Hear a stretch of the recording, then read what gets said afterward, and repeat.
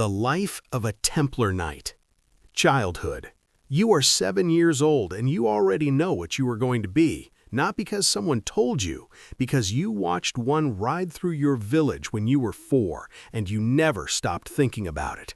The white mantle, the red cross, the way the villagers stepped back, not out of fear, out of something else, something closer to awe.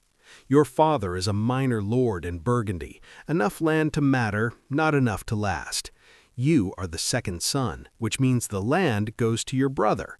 The church, the sword, or poverty. Those are your options. You already know which one you're choosing. Your mother teaches you your prayers. Your father teaches you to ride. Neither of them is teaching you what you actually need. That comes later. You are small for your age. That changes. Age 12. Early training. At 12, you were sent to a nearby lord as a page. This is how it works. You don't go home for 3 years. Your days start before dawn. You muck stables, polish armor, carry equipment twice your weight, and learn that the men above you don't explain themselves. They don't have to. You are here to watch, to absorb, and to not complain. You complain once, you learn not to do that again. You learn to ride properly, not the gentle riding of a countryside boy, real riding. Control a destrayer at full gallop, hold a lance at the correct angle, stay mounted when the horse panics. The horse panics a lot at first. So do you. You don't show it. You memorize scripture, not because you were deeply pious yet, but because you will be asked to recite it, and getting it wrong has consequences. Slowly, without noticing, the words start to mean something.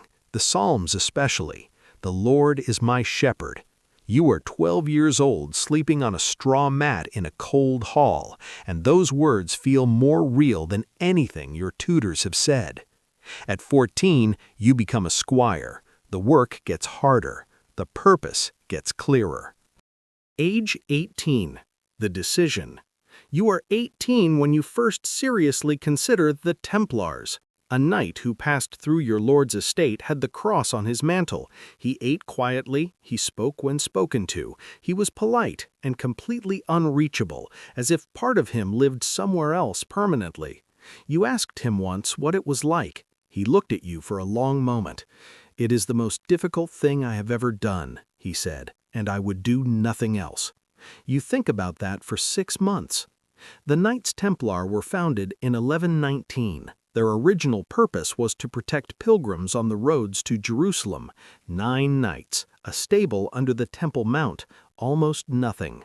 Within a decade, they had papal backing, land donations across Europe, and a reputation that had spread faster than anyone expected. By the time you are considering joining them, they are one of the most powerful military organizations in the known world. They have castles across the Holy Land. They have a banking network that spans kingdoms. They answered to the Pope and no one else. Not kings, not local bishops, no one. You are not joining them for the banking network. You are joining because the road to Jerusalem is still dangerous, because there are men who need protecting, and there are enemies who need stopping, and you are very good at both of those things, and you would rather spend your life doing something that matters than managing your brother's estate accounts. You take your vow at 20. The ceremony is at night. That detail surprises you. You expected daylight. Ceremony. Witnesses from the village who could go home and tell the story. There are witnesses, but they are all brothers.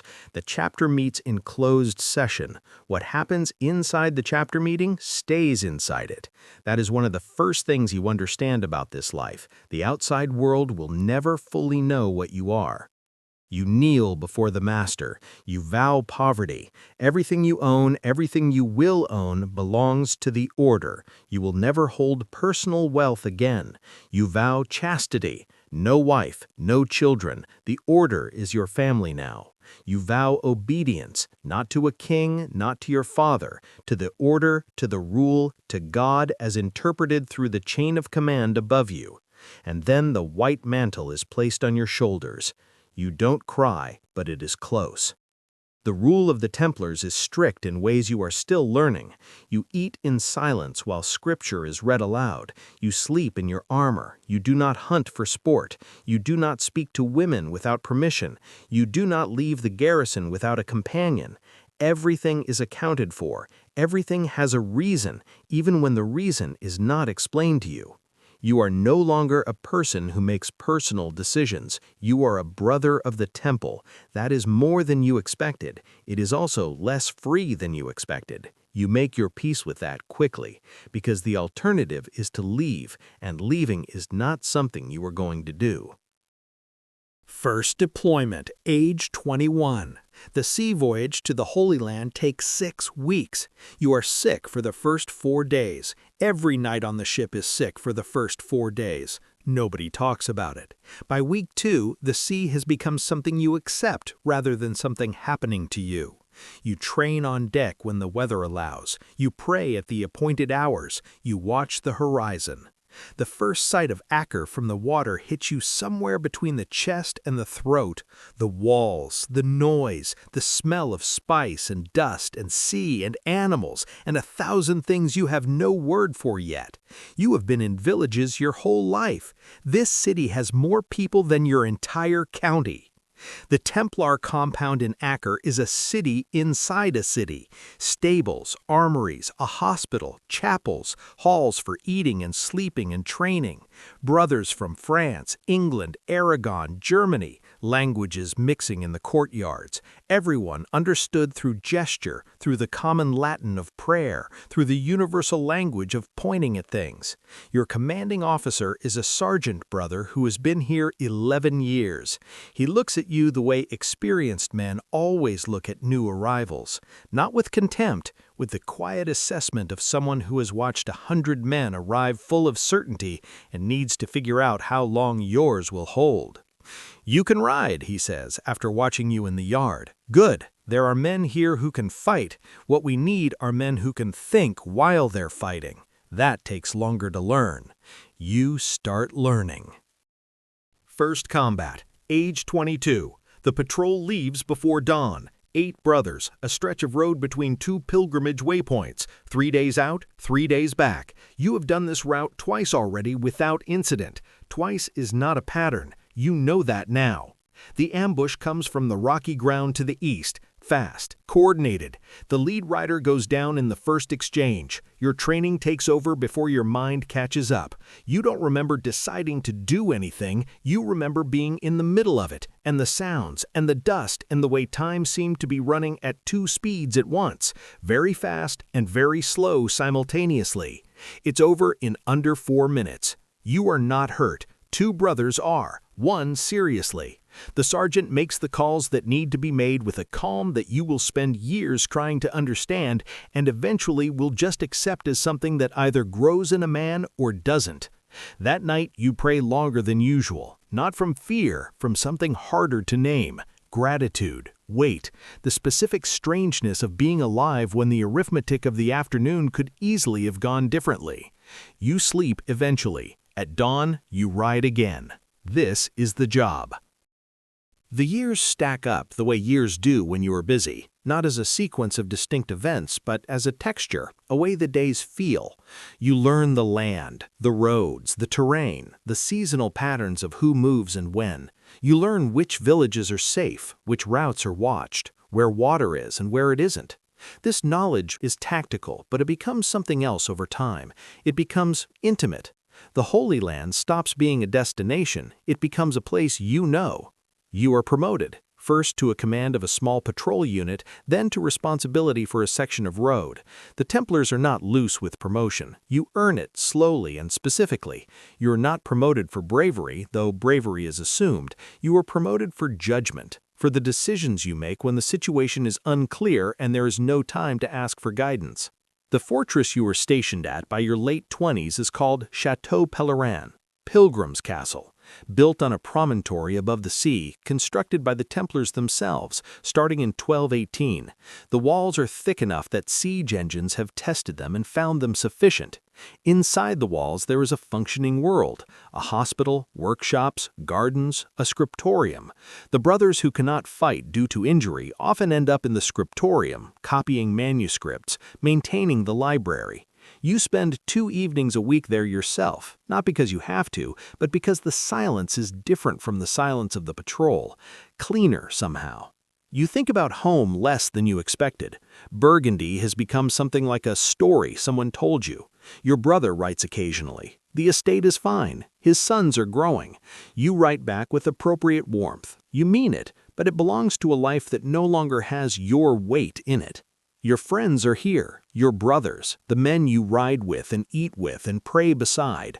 Some of them die in these years, not all at once, one by one, the way it happens in a life lived at the edge of conflict. You learn to carry that without letting it become paralysis. The Psalms help. Though I walk through the valley of the shadow of death, I will fear no evil. You have walked through that valley more than once. The Psalms were written by someone who knew what they were talking about. You are 34 when the siege comes in earnest. The strategic situation in the Holy Land has been deteriorating for years. Jerusalem has fallen. Crusader territory has contracted. The military orders are holding what can be held, but the math of manpower and territory is moving in the wrong direction. Everyone knows it. Nobody says it plainly. You say it to each other sometimes, late at night, in the way men say true things when they're tired. The siege of your position lasts 40 days. 40 days is a long time to be inside walls under sustained pressure. The supplies are calculated carefully, water rationed, food measured. The wounded occupy the hospital in shifts. The brothers rotate between the walls and rest in a rhythm that becomes its own kind of routine. You have been awake for 36 hours on multiple occasions. Somewhere around hour 28, exhaustion passes through a door and becomes something else on the other side, a flatness, a very simple focus on the next thing and then the thing after that. The enemy is disciplined and patient. They understand siege warfare. You respect that in the specific detached way you've learned to assess opponents. Respect for competence is not the same as sympathy. You hold the wall. You keep your section of brothers coherent and functional and alive. 3 of them don't make it through the 40 days. You memorize their names the way you've memorized the others. There is a list in your head. You pray through it at Compline. Some nights it takes a long time. The siege breaks, not because of anything dramatic, because the calculus of attrition shifts, because reinforcements arrived, because the walls held. You walk the battlements the morning after, and the landscape is very quiet, and the sea is visible to the west, and you understand that you have been doing this for 12 years, and you would make the same choice again at 20. The world shifts around you in your 40s in ways that are hard to account for. The political situation in the Holy Land continues to deteriorate. You are reassigned at 42 to a command role in Cyprus, which the Order now uses as a major base. Cyprus is not the front line. There is part of you that chafes at that. There is a wiser part that understands the Order needs experienced men in positions where they can train the ones who will hold the front line after you are no longer able to. You train, you administer, you arbitrate disputes between brothers with the specific patience of someone who has learned that most disputes between capable men are really about exhaustion and fear expressed sideways. You listen, you make decisions, you try to make them the way your sergeant made his on that road when you were 22, with a calm that comes not from the absence of feeling, but from having learned to work despite it. The Order's reputation in Europe is complicated in these years. There are rumors. There are always rumors about the Templars, the wealth, the secrecy, the rituals, the strange, proud men who answer to no king. You hear the rumors when visitors pass through. You don't address them, partly because you can't, partly because any denial sounds like confirmation to a mind that is already decided. What you know is this: the men around you are the best you have ever known. Flawed, difficult, occasionally maddening, profoundly capable, and genuinely committed to something larger than themselves. That has been true for 30 years. The rumors belong to a world that sees the outside of the wall. You live inside it. You know what's there. Age 52, October 13th, 1307. The date moves through the order like a stone dropped in water. King Philip IV of France orders the arrest of every Templar in France, every one, simultaneously, in a single morning. The coordination required to do that quietly, the spies, the sealed orders, the synchronized execution, that is itself a kind of terrible competence you recognize and cannot help but note. The charges are heresy, blasphemy, things so far from the truth that for the first days you assume it must be a misunderstanding that will be corrected. Within a week, you understand it is not a misunderstanding, it is a strategy. Philip needs the order's wealth. The Pope, Clement V, is in Avignon, which is to say he is in France, which is to say he is in reach. The mechanism of authority is being used as a tool. You are in Cyprus. You are not arrested immediately. The situation is unclear and shifting. Brothers arrive from France with accounts that are not coherent because the men telling them are not yet coherent. You listen. You gather what can be gathered. You pray with a focus that you haven't needed to force in many years. The Grand Master, Jacques de Molay, is in Paris. He is arrested with the others. You have met de Molay once, 11 years ago. He struck you as a man of absolute seriousness and deep stubbornness, the kind of man who would not say something he didn't believe was true, regardless of what was done to him. You hope that stubbornness holds. You hope it for all of them. You understand what is happening in the cells in Paris, and you think of your list at Compline, and you add to it names that are not yet confirmed dead, but that you can no longer be certain are alive. Age 53 to 57. The years of the trials are the strangest years of your life, not because of external danger. You have been in danger. You understand danger. This is different. This is a slow institutional demolition. The machinery of canon law used to take apart something that has been the entire structure of your adult life. Brothers confessing under torture to things that did not happen, retracting confessions, being condemned for retracting. The logic is circular in a way that has no good exit. You are in Cyprus, and then you are in Aragon, and then you are in Portugal, as the order's fate is decided differently in different kingdoms. Some rulers protect the brothers in their territories, some do not. The geography of your safety shifts with politics you can track only partially. In 1312, the Council of Vienne formally dissolves the order. You sit with that for a long time. 37 years. You have been a Templar for 37 years, more than half your life, longer than anything else you have ever been. The white mantle, the red cross, the rule, the prayers at canonical hours, the brothers, the horses, the walls, the roads, all of it is now officially over. Some brothers are absorbed into the hospitalators, some are given pensions, some disappear into monasteries, some simply disperse into a world that has moved on and doesn't know quite what to do with elderly soldiers whose order no longer exists. You do not rage. You considered raging. You decided it was not useful. You pray. You help the brothers around you who are having more difficulty. You are 53 years old and you have done harder things than survive an institutional dissolution, and that helps and it doesn't help at all, and both of those things are true. March 18th, 1314, Jacques de Molay. The news reaches you in spring. Jacques de Molay, the last Grand Master, was burned at the stake on March 18, 1314, on an island in the Seine in Paris. He was 70 years old. He had been imprisoned for 7 years. He recanted his confession at the end, publicly, which, under the terms of his sentencing, converted his punishment from life imprisonment to death. He knew what he was doing. He chose it. You think about the man you met once, 11 years before the arrests, the seriousness, the stubbornness. You were right about that stubbornness. It held, all the way to the island in the river and the fire. You pray for him by name. You will pray for him by name for the rest of your life.